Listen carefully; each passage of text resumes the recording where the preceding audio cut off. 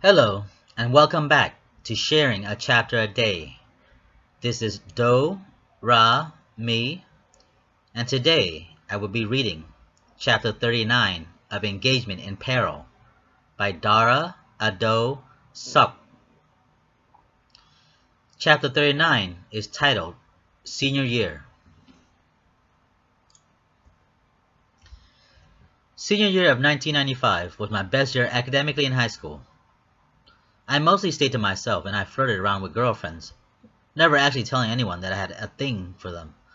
All my attraction was mainly physical, especially for Beverly, Anne, Chia, Clara, and their Asian friends of course, and some white chicks as well. But then again, color means nothing to me. I would gladly stick my protruding rage into anyone that would gladly open their legs and let me in.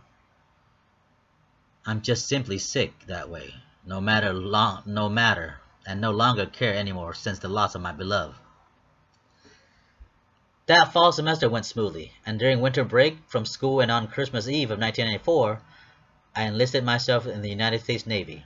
I had decided this because I didn't want mom to have the burden of paying for my college and university expenses, so I sought the help of the US government through the GI Bill program.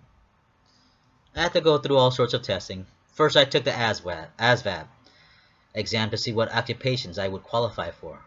You did quite well then, Dara, on that exam. You were pretty smart, you were then. I laughed over how naive I was then. Now, after the ASVAB exam, I scored high enough on the computerized exam, that I was given a whole packet of jobs that were available in the United States Navy. They gave me the whole catalog to look at. So while looking through, I picked out the hospital corpsman rate because I saw the word hospital on it. And I was told that it has to do with working in the medical field and such. After the written exam, I was then taken to get my physical phase of the process. At the medical facility, there were a group of us all lined up and ready to be examined. They had us stripped down to our underwear and had us bent over to touch our toes and twist and turn left and right. Then our doctor told us to drop our drawers and bend over, and then, individually, he looked at our rectum, checked our anus, and then had us cough while he grabbed and squeezed at our balls and testicle. That was no laughing matter then. That damn doctor had some cold hands when he got a hold of your balls, Dara. It was the eerie memory of the chill of the examining table. I also had a security clearance from the Pentagon and State Department in Washington, D.C. For this security clearance matter, I was then interviewed by this massive of a lieutenant. He was very large in stature. He was a very large African-American man who used to play football for Alabama University. He interrogated me about communism, asked me if I was a communist and such. He then told and instructed me on what to do, what to say, and who to tell if I were approached by people who want to know about military secrets and such. He did this because I was from a third world country. After all my testing and grilling were done with, I was cleared and approved for military services. Right away, they wanted me to leave right away for boot camp and basic training, but I hadn't finished or graduated from high school yet during that Christmas holiday break. Eventually, they moved my departure date to July 23rd, 1995, a month after my graduation from high school that year. When we returned to school after winter break, I told my friend that I had enlisted in the armed services and joined the United States Navy. They were shocked and surprised at why I would do such a thing, and asked why no, but wished me luck and success anyhow. Now, Benevolence and the others were really surprised that I would do that sort of thing. They never saw me being a soldier or a sailor. Since I was one of the smartest students in the accelerated program, they still questioned why I had joined to this day. Nonetheless, I got their address and I would write to them as long as they wrote back. I jokingly told them that was the deal. Friends who have known each other for a while have become much closer friends now during our senior year together there at Poly. And I was ready to leave high school now and I prepared myself physically and mentally for what was to come when I had to leave home for military boot camp in Great Lakes, Illinois that late July of 1995. During that spring of 1995 came around, that March or so, while at home and trying to listen to music, I got electrocuted. plug in my stereo into one of my bedroom electrical outlets. The electrical current shocked and tossed me about 10 feet back against my metal bunk bed, and without a thought and unconsciously, I got up and ran outside with my right arm smoking from the sudden shock. I ran around the backyard like a chicken with its head cut off, and I finally calmed down, and after the shock stopped, and after the smoke stopped evaporating from my arm and my right arm,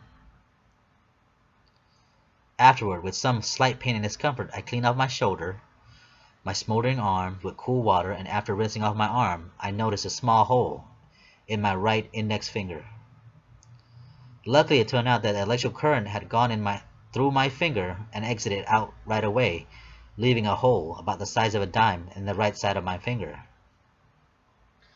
I went back inside the house and looked at my room, assessing the damages, and one of my walls was covered in black ash and soot. I then cleaned up it right away so that my mom wouldn't see it. I didn't go to the emergency room right away until I started having minor chest pain after 4 hours of waiting.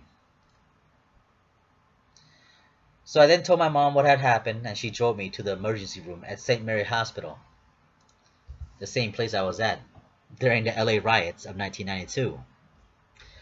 Once there at the medical facility, we checked into the ER, the same place that I had been in several years back, except the good-looking receptionist was no longer working there. So we filled out several forms and showed them our medical card and such. I waited, and once I was seen, all the ER doctor did was took some vital signs, wrapped my finger up with some soothing cream and gauze, and gave me a splint for my finger, and then to contact them if my chest pain should come back. The rest of the school year went smoothly, with very little disruption or commotion. I graduated with the highest credit in the school with 330 units, where you only needed 220 to graduate, and although I didn't get recognized for it, I was pretty proud of myself for having achieved that much units. I got most of it from attending summer school. Who cares? I guess summer school overdid it. I was simply glad that school was over and I was ready to leave home and begin my military career.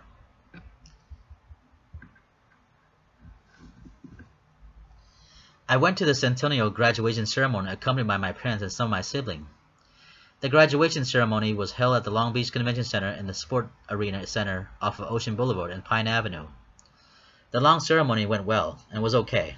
The graduates were all lined up by their alpha roster, and we also each had a card with our names on it and how to pronounce it so that the announcer could read it right.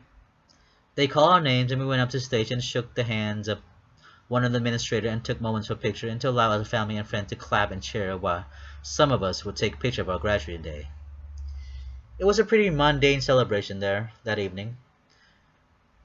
The 100-year graduating class of 1995 wore green gowns, and those with honor wore medallion and gold tassel and such, and which I did. It was sort of disappointing and dull because the class of 1995 was the centennial graduating class of Poly, but we weren't giving anything special. There were no big festival for the 100th year anniversary, no parade, and we weren't even mentioned in the local newspaper. After graduation, I didn't bother going to the grad night celebration and get together in a local fun center. It was pretty expensive, and I didn't care much for it. Everyone I knew, friends and foe, went to grad night. Even the low-life scum that were like me went along except me. It was held at a water park of some sort, with games, water slide, and various junk food, fast food like pizza and burgers. After all, that sort of thing wasn't my cup of tea anyway. I just wanted to go home and turn in for the night. You didn't miss anything exciting, Dara. Aaron had told me that it sucked. They had just a few slices of pizza and sat around doing nothing all night. He regretted wasting his $60 then to attend something that wasn't all that great. I reassured myself it wasn't fun at all. I chose to go home instead, and after graduation, I went to church chicken with my family. We got a family meal and took it home and had our own celebration at home.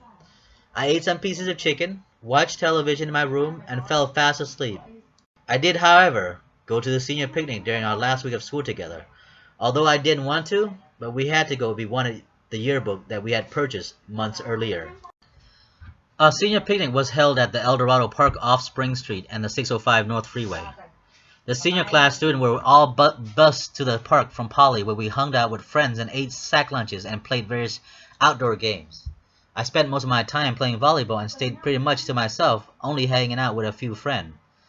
Some of the girls who I never paid attention to, or vice versa, throughout these 4 years of high school finally noticed me. They said I was a good athlete and cute and such. In return, I praised them too on various things about their smiles and personality. That was weird. Strange, when people would say and do when they soon know they will no longer see each other. People can be such ignorant fools, but then again, it's one of our human fallacy to seek the comfort of stranger when things look bleak. I allowed very few people to sign my yearbook then. I usually just use the same phrase for each person that I wanted to sign the yearbook, like, "It's been nice knowing you and wishing you have a fantastic summer" and such. We said our farewell to one another and at the senior picnic and afterward.